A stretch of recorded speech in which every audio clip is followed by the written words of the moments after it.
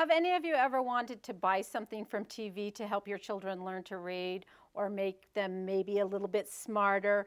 Or have any of you ever thought, oh, I want my child to read at 2 years old? And so you've seen a program that you've thought, okay, I'm going to buy that to help my children. Liz, you're nodding your head, yes. Why would you want that? Why do you want to buy something to help your child learn to read? What entices you maybe? Well, I think partially because the infomercial that I watched for the specific DVD series showed them or keeping themselves entertained. Oh, okay. And so I thought, well, if they're reading, that must mean they're smarter. And I think that there's a lot linked to it as far as all right, how it's perceived. Nancy, you're a grandma. As a grandma, do you want your kids, your grandkids to excel and do well? And have you ever been influenced to maybe buy a particular program that will help them bet more?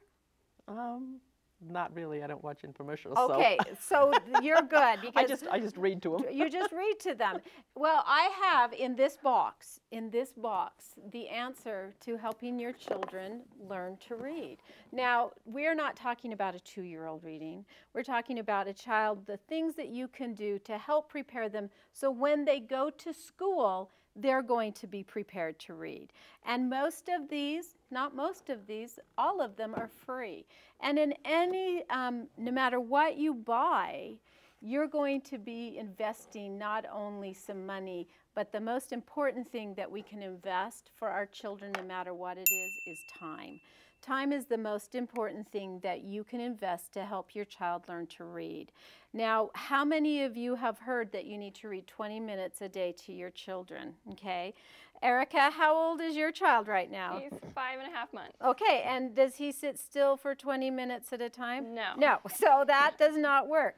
Those of you that have children under 18 months, under a year old, your singing, your nursery rhymes, and your finger plays count as literacy experiences.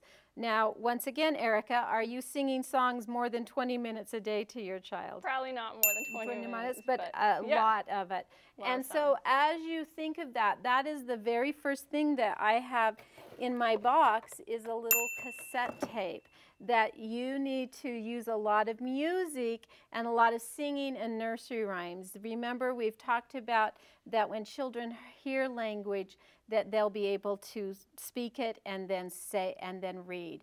Remember, listening comprehension precedes reading comprehension. It's a very important part of that singing. So don't worry about always reading 20 minutes when your children are younger, but singing to them during nursery rhymes, finger plays, nursery rhymes, are their literacy experience.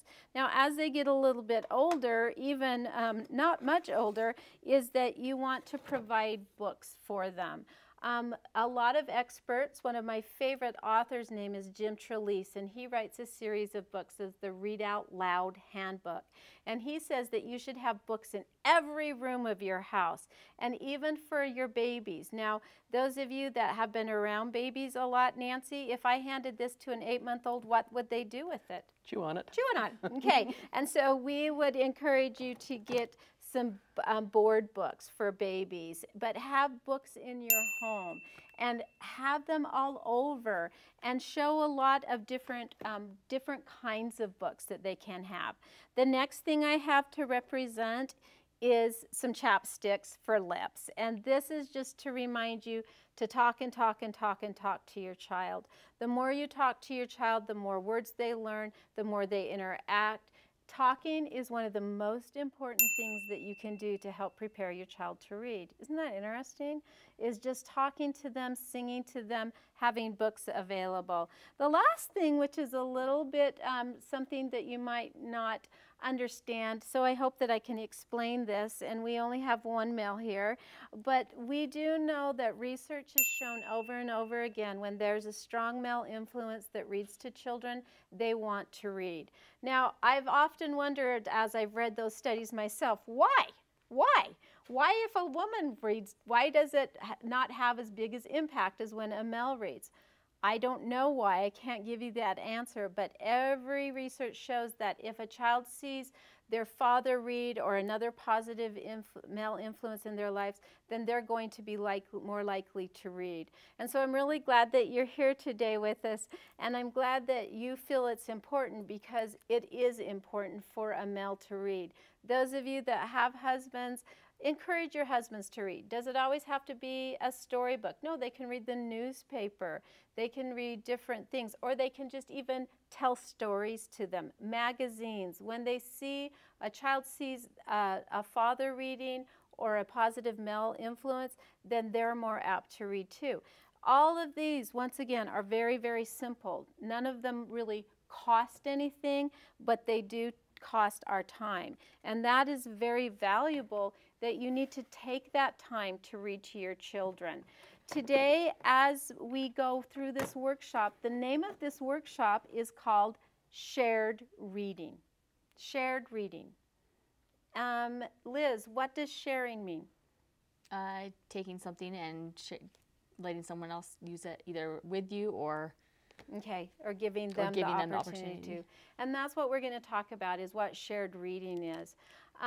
We're going to look at a clip, and I want to read this quote. It's from Mem Fox. She's a very famous children's author, but she also writes a lot of books for parents how to help their children. And as we look at this clip, I want you to think of the shared, when you are doing something together. The fire of literacy is created by an emotional spark between a child, a book, and the person reading it. It is not achieved by the book alone or the adult who's reading it out loud. It's a relationship winding between all three, bringing them together in harmony. Isn't that interesting? So when we talk about shared reading, it's the person reading it, it's the book, and it's the child. How many of you have ever read a book to get it over with? Then it's all about not really the book, not the child. It's, oh, I've got to do this. I've got to mark it off for the teacher, or I know I'm supposed to do this. That's not what we're talking about here with shared reading. We're going to talk about how there's different ways to read and different books to use with different ages and stages in this workshop. And I want you to think of the children that you work with, the children in your home, and make sure that you think, where are they and how can I do that?